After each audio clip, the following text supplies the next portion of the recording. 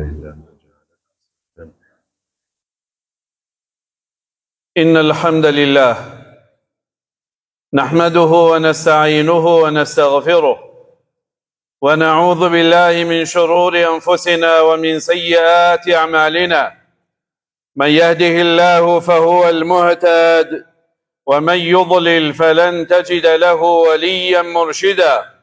ونشهد أن لا إله إلا الله وحده لا شريك له، ونشهد أن سيدنا وحبيبنا ومقتدانا محمد صلى الله تعالى عليه وسلم عبده ورسوله. عباد الله، أوصيكم بتقوى الله وطاعته، فاتقوا الله، فإن التقوى شعار المؤمنين ودثار المتقين، وصية الله في وفيكم أجمعين. قال الله تعالى في كتابه العزيز: يا أيها الذين آمنوا كتب عليكم الصيام كما كتب على الذين من قبلكم لعلكم تتقون. برایانی عزیز و خۆشەویست، دایکان و خوشکانی عزیز، لە دوای سوپاس و ستایشی فراوان و بێپایان بۆ خوای گەورە و داواکردنی بەلێشا و درود و ڕەحمەت لەسەر گیانی پاکی سەییدی ئەولادی ئادەم، خۆشەویست و نوری چاوان محەممەد المستەفا صلی الله عليه وسلم، و لەسەر گیانی ماڵ و خێزان و یار و یاوەرانی و شوێن کەوتوانی تا ڕۆژی دوایی.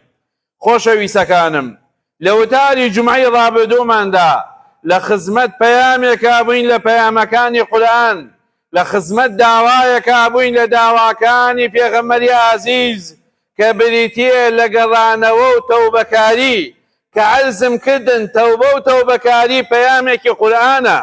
خوای گەورە داوای لێ کردوین، فەرموویەتی: یا ئەیها الذین آمنوا توبوا إلى الله توبة نصوحا.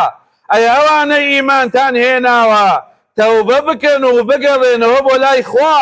تەوبەکاری داوای پێغەمبەرە صلی الله علیه وسلم، سنەتێکە پێغەمبەر صلی الله علیه وسلم ڕۆژانە سەروی 100 دانە جار ئەو سنەتەی جێبەجێ کردووە. فەرموویەتی: ئەیها الناس توبوا إلى الله والله إني لأتوب إلى الله في يوم أكثر من 100 مرة. فەرمووی خەڵکینە بگەڕێنەوە بۆ لای خوا، تەوبە بکە و پەشیمان بەرەوە لە گوناهەکانمان. لەبەرەوەی پێغەمبەر صلی الله علیه وسلم فەرمێ: من سەروی 100 دانە جا تەوبە ئەکەم و هەگەڕێمەوە بۆ لای خوا. بۆیە تەوبە و تەوبەکاری بەکردنی تەوبەکەت کۆمەڵێ دەرگای گەورە لێکرێتەوە. یەکەمین دەرگایە دەرگای لێخۆشبوونی پەروەردگاری عالەمە، کە ڕەسوول الله فەرمووی: التائب من الذنب كمن لا ذنب له. ئەوەی کە تەوبەیەکەکا لەسەر گوناهێک و ناگەڕێتەوە سەری، وەکو وایە ئەو گوناهەی جێبەجێ نەکردبێ لە دنیایە. تەوبە هۆکاری کردنەوەی دەرگاکانی ڕەحمەتی خوایە. فقلت استغفروا ربكم إنه كان غفارا يرسل السماء عليكم مدرارا ويمددكم بأموال وبنين ويجعل لكم جنات ويجعل لكم أنهارا. التوبة توبەکاریە مایەی گۆڕانکاریە بەسەر گوناهەکانمان بەرەو چاکە. إلا من تاب وآمن وعمل عملا صالحا فأولئك يبدل الله سيئاتهم حسنات. ئەوانەی کە تەوبە ئەکەن وەگەڕێنەوە بۆ لای خوا، خوا وعدی پێیاوین، وعدی بەوە پێیاوین گوناهەکانمان بۆ بگۆڕێ بە چاکە. ئەو گوناهانەی کردومانە بەس بە تەوبە ئەگۆڕێ بۆ چاکە. برا خۆشەویستەکانم، لە پێشوازی مانگی مبارەکی ڕەمەزانە حەق وایە هەموومان خۆمان خەینە بەر بارانی تەوبە بۆ شۆدنەوەمان، پاکبوونەوەمان، جوانبوونەوەمان و بچینە خزمەت ئەم میوانە بەڕێزە کە بەڕێوەیە. ئەمڕۆ بە یارمەتی خوای گەورە بە تەوفیقی خوا بە بۆنەی نزیکبوونەوەی میوانی خۆشەویست، میوانی لە دڵە عەزیز، میوانی ئاشکردنەوەی بەندەکان لەگەڵ پەروەردگارە، میوانی هەڵوەراندنی گوناهەکانمان، میوانی ڕزگاربوونی گردنەکان لە ئاگری جەهەنەم، میوانێک کە پێغەمبەری خوا صلی الله عليه وسلم ئەو قەدرەکەی ئەزانی، ئەیزانی چ میوانێکی گەورە بەڕێوەیە. بۆیە دوو دانە مانگ پێش هاتنی ئەم میوانە پێغەمبەر صلی الله علیه و سلم ئامادەسازی بۆ کرد، خۆی بۆ ئامادە ئەکرد، دوعایە کرد، ئەی فەرموو اللهم بارك لنا في رجب وشعبان وبلغنا رمضان. پێغەمبەر صلی الله علیه و سلم دوو دانە مانگ پێشەوە داوای کردەوە وتێتی خوایە تەمەنم بەی تێ بگەمە مانگی مبارەکی ڕەمەزان، بۆ چونکە ڕەمەزان برا خۆشەویستەکانم، خوشکە بە ڕێزەکانم، با ئاوا مانگی مبارەکی ڕەمەزان بناسین. مانگی مبارەکی ڕەمەزان مانگی کردنەوەی دەرگاکانە، دەرگاکانی ئاسمان. پێغەمبەری خوا صلی الله علیه و سلم ئەفەرمێ لەگەڵ خۆراوابوونی مانگی شەعبانە و چوونە ناو مانگی مبارەکی ڕەمەزانە فتحت أبواب السماء، حچی دەرگای ئاسمانە یەکرێتەوە. سبحان الله، لە گەورەی ئەم میوانە بەڕێزە حچی دەرگا وا لەو ئاسمانەیە هەموو یەکرێتەوە. بۆ بەرزبوونەوەی عەمەلی صالحی ئومەتی پێغەمبەر صلی الله علیه و سلم. ئەو دەرگانە هەمووی بەڕوومان ناکراوەتەوە. فتحت أبواب الجنة، هەر هەش دەرگاکەی بەهەشتی شەکرێتەوە لەگەڵ خۆراوابوونی مانگی شەعبانە و چوونە ناو مانگی مبارەکی ڕەمەزان دەرگا بە دەرگای بەهەشت ئەکرێتەوە.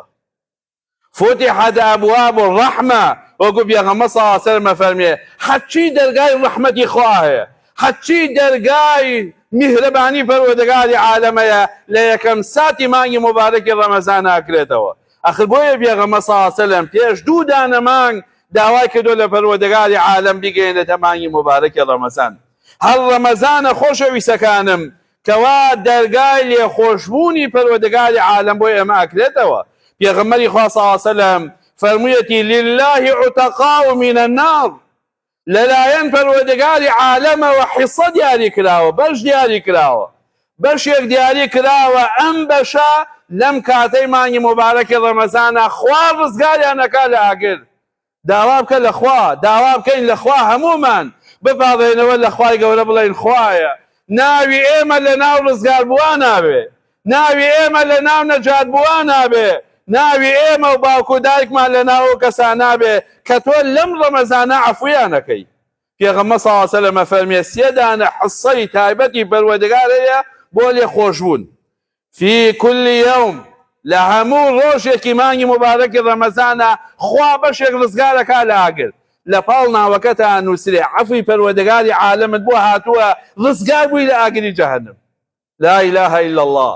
لە گەورەی ئەم مانگە في كل يوم، دووهەمیان ئەفەرمێ عند كل فطر، لە کاتی بەربانگی هەموو بەربانگێکی مانگی مبارەکی ڕەمەزانە، لە کاتی بەربانگەکان ناوی کۆمەڵێکی تر لێدرێت، سەحی لێدرێ بەرەو بەهەشت، ناوی ئەکوژێتەوە لە لیستی دۆزەخەکانە.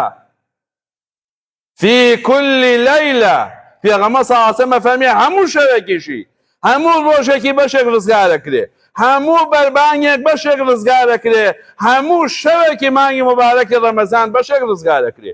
ئەخر بزانە چ میوانێکی بەڕێز و بەقەدر و گەورە لە نزیکمانایە و سات بە سات لێی نزیکە بینەوە. هەر مانگی مبارەکی ڕەمەزانە پێغەمبەری خوا صلی الله علیه و سلم ناوی لێ ناوە شەهر الصەبر، مانگی ئارامگرتنە. ئارامگرتن ئەزانی دەرەجەکەی چەند گەورەیە.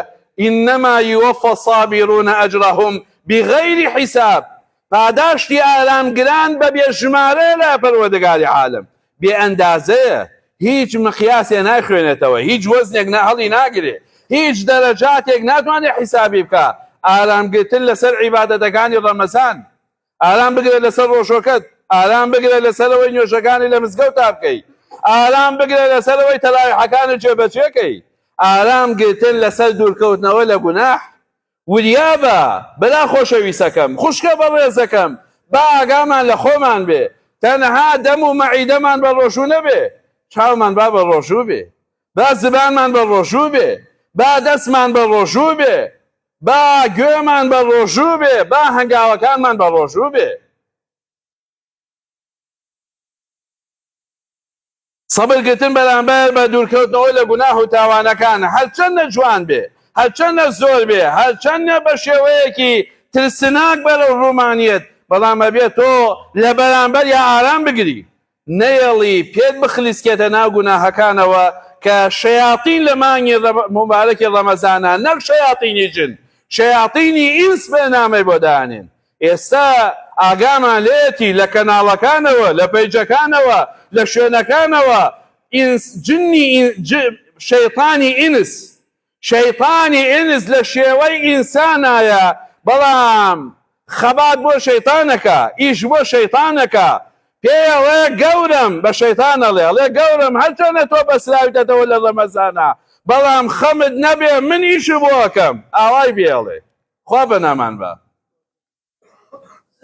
گوناه هەڵازێنێتەوە بۆ ئومەتی پێغەمبەر صلی الله علیه وسلم گوناه هەڵازێنێتەوە بۆ ڕۆژوانان ئەڵێ بەیانی تا ئێوارە بە ڕۆژوو بە بەڵام ئێوارە بیخە سەر کەناڵەکەی من بزان چی لێ یەکەم ئەوەی کە بە ڕۆژوو بووی هەمووی پێدانێم ئەوە شەیاطینی ئینسە برا خۆشەویستەکانم ئەبێ ئاگامان لە خۆمان بێ ئەو خەرمانە جوانەی کە لە ڕۆژە سووریەکەین لە شەوە ئاگری بێوە نەنێ بەوەی شاشەکانەوە ئاگال لە خۆت بێ ئاگامان لە خۆمان بێ خوشکە بە ڕێزەکانم بەتایبەت مانگی مبارەکی ڕەمەزان مانگی بەخشینە پێغەمبەری خوا صلی الله علیه وسلم زۆر بەخشندە بوو بەڵام کانە ئەجوەد فی ڕەمەضان دای عایشە فەرمێ ڕەزا و ڕەحمەتی خوا لە خۆی لە باوکی بەخشندەترین سادی پێغەمبەر صلی الله علیه وسلم لە ڕەمەزانە بوو چۆنەی بەخشی وەصفی پێغەمبەرەکە صلی الله علیه وسلم لە بەخشینە فەرمێ كالريح المرسلة وكو بايكي بقوته بهيس وكو باي بخشي في غمة صلى الله عليه وسلم ما الله دسي في غمة إخوة إلى رمضان نأمايا هل وكو با أهاتنا دسي في غمة صلى الله عليه وسلم ليجوب فقير وجاران ماني بخشينا ماني يوية دولة من كان لا بكينو بلايها شارة كان مانا هل ماني مبارك رمضان ماني رزقار بونا وماني مجدكان مجده كومالك مجدي قوريتي سێ دانە موژدەی گەورەمان هەیە لە ڕەمەزانە سێ یەکەمیان پێغەمبەر صلی الله علیه وسلم فەرمێ من صام رمضانا ایمانا واحتسابا دووهەمە فەرمێ من قام رمضانا ایمانا واحتسابا سێهەمیانە فەرمێ من قام ليلة القدر ایمانا واحتسابا موژدەکە چیەی پێغەمبەری خوا صلی الله علیه وسلم من قام رمضانا ایمانا واحتسابا غفر له خوالي خوش به اول و آخری قدیم و حدیثی گەورە و بچووکی پەروەردگاری عالم لێت خۆشە بێ کە یوم ولدته امه وەکو ئەو ڕۆژە وای کە تازە لە دایکەبی ئەوە موژدەکانی مانگی مبارەکی ڕەمەزانە ئەوەی ڕەمەزان بە ڕۆژوو بێ ئەوەی تەراویحی ڕەمەزان کە ئەوەی شەوی قەدر زیندوو کاتەوە ئەو خەڵاتە گەورانەی دەسەکەوێ هەر مانگی مبارەکی ڕەمەزانە خۆشەویستەکانم کە مانگی دابەزینی قورئانە شهر رمضان الذي أنزل فيه القرآن پەروەردگارە فەرمێ مانگی مبارەکی ڕەمەزان مانگی دابەزینی قورئانە حەق وایە ئومەتی قورئان حەق وایە شەیدایانی قورئان حەق وایە خزمەتکارانی قورئان لە ڕەمەزانە زیاتر لە کاتەکانی تر بە دەوری قورئانە بە بە دەوری قورئانەوە بە نزیک بەرەوە لە قورئان ئەگەر قورئان نەزانی قورئان بخوێنە قورئان نازانی بگەڕێ بە دوای فێربوونی قورئانە بگەڕێ بە دوای جێبەجێکردنی فەرمانەکانی قورئانە بگەڕێ بە دوای وازهێنان لە وازهێنانەکانی قورئانە بزان قورئان داوای چی لێکا واسی لێبێنی داوات لێکا غیبەت نەکەی داوات لێکا نەزەڵ نەکەی داوات لێکا ئازێتی دایک و باوک نەی داوات لێکا ئازێتی هاوسێ و هاوماڵ نەی لە ڕەمەزانە خۆت لەسەرەوە ڕابێنە برا خۆشەویستەکانم بۆیە نەک تەنها ڕەمەزان مانگی دابەزینی قورئانە پێغەمبەری خوا صلی الله علیه وسلم فەرمێ مانگی دابەزینی کتێبەکانی خوایە لە یەکەم شەوی مانگی مبارەکی ڕەمەزانە سوحوف دابەزیوە بۆ ئیبراهیم پێغەمبەر لە حەوتەمین شەوی مانگی مبارەکی ڕەمەزانە تەورات دابەزیوە بۆ موسا پێغەمبەر لە سیانزەهەمین شەوی مانگی مبارەکی ڕەمەزانە ئینجیل دابەزیوە بۆ عیسا پێغەمبەر لە هەژدەهەمین مانگی مبارەکی ڕەمەزانە زەبور دابەزیوە بۆ داوود پێغەمبەر وە لە مانگی مبارەکی ڕەمەزان شا قورئان نازڵ کراوە بۆیە مانگێکی پڕخێر میوانێکی لێوان لێو لە چاکە و چاکەکاری بەڕێوەیە هەر مانگی مبارەکی ڕەمەزانە مانگی گیرابوونی دوعایە سبحان الله ئەو ئاەتانەی کە باسی ڕۆژوومان بۆکە لە پاڵیشیان لە ناو ئەو ئاەتانەیە پەروەردگاری عالەمە فەرمێ وإذا سألك عبادي عني فإني قريب. أي محمد صلى الله عليه وسلم أقل بندكانم هواڵی منیان لە تۆ پرسی پێیان بڵێ پەروەردگار زۆر نزیکە لێتانەوە ئوجیب دعوة داعی إذا دعان. وەڵامی داواکارەکانیان ئێمەوە لە ناو ئاەتەکانی ڕۆژوە دوعادانراوە. بۆیە پێغەمبەری خوای صلی الله علیه و سلم فەرمێ مانگی مبارەکی ڕەمەزان مانگی گیرابوونی دوعایە. لە چ کاتێکایی پێغەمبەر صلی الله علیه و سلم للصائم دعوة مستجاب. هەموو ڕۆژێکی ڕۆژووی ئێمە یەک دوعای گیرابوونت هەیە. خوا سی دەرگات بۆ ئەکاتەوە بۆ سی دوعا کە تۆ تایە بکەی مستەجاب گیرایە لای خوا. سی دانە لە بەردەمایە براکانم خوشکە بەڕێزەکانم، سی دانەمان لە بەردەمایە. هەوڵبین هەر ئێوارەیەک هەر شەوێک هەر ڕۆژێکی ڕەمەزان دوعایەکی تایبەت ڕۆژێک چەند دانە جا و دوعایە دووبارەکەرەوە. ئەتەوێ خوای گەورە مناڵەکانم وە ساڵحکە لە یەکەم ڕۆژی مانگی مبارەکی ڕەمەزانە دوعای ساڵحبوونی مناڵەکانەکە. نەخۆشێکت هەیە خوای گەورە شیفای بە دووهەم ڕۆژی مانگی مبارەکی ڕەمەزانی بۆ دانێ بەرنامەی بۆ دانێ خوا سی دەرگای لێ کردوینەوە. لە هەموو کاتی بەربانگێکیشە دوعایەک هەیە بۆ ڕۆژوان دوعاگەتی هەیە گیرای. هەر مانگی مبارەکی ڕەمەزانە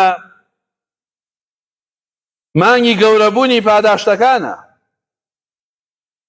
یارێک هاتە خزمەتی پێغەمبەر صلی الله علیه و سلم فەرموویەی پێغەمبەر صلی الله علیه و سلم ئیشێکم پێ بەخش پێ نیژان بە پاداشتێکی گەورەی هەبێ.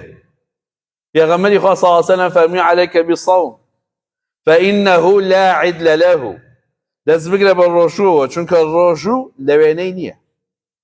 ڕەمەزان مانگی ڕۆژووگرتنە، مانگی زۆربوونی پاداشتەکانە. تەنانەت فەرموویانە ڕکعەة في رمضان یەک ڕکات نوێژ لە ڕەمەزانە باشترە بۆ تۆ لە 1000 ڕکات نوێژ. تەسبیحەة في رمضان یەک سبحان الله لە ڕەمەزانە باشترە بۆ ئێمە لە 1000 سبحان الله.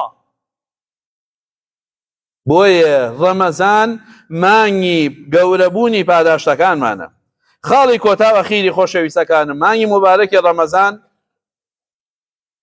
مانگی شەوی قەدرە، مانگی گەورەترین شەوی ساڵە. لەیلەة القەدری خەیر من ئەلف شەهر مانگی ئەو شەوەیە. بۆیە حەق وایە هەموومان بەیەکەوە هەوڵ بین بەرنامەیەکی جوان لە خزمەت ئەم میوانە بەڕێز و بەقەدرەیە ئامادەکەین. داواکەین لە خوای گەورە خوا لە گوناهەکانمان خۆش بێ، لە گوناهی دایک و باوکمان خۆش بێ، خوا شیفا بۆ نەخۆشەکانمان بنێرێ، غەمی غەمبارەکانمان لابە، کێشەی کێشەدارەکانمان حەل و چارەسەرکە. خوایە بە ناوە جوانەکانت لێ دەپاڵێنەوە. بارانمان بۆ بکەی بە بارانی ڕەحمەت، بەفر و بارانمان بۆ بکەی بە بەفر و بارانی ڕەحمەت یا ڕەب العالەمین. خوایە بۆ خاتری ناوە جوانەکانی خۆ دوعاکانمان گیراکەی. خوای یارمەتیمان بەی بۆ مانگی مبارەکی ڕەمەزان جوانترین عیبادەتی تیا بکەین، جوانترین ڕۆژووی تیا بگرین، جوانترین نوێژی تیا بکەین. دوعاکانی ڕەمەزان و غەیری ڕەمەزانمان لێ قبوڵکەی. خوایە دوعاکانمان گیراکەی، دەستەکانمان بە خاڵەتی نەگەڕیتەوە. ربنا آتنا في الدنيا حسنة وفي الآخرة حسنة وقنا عذاب النار.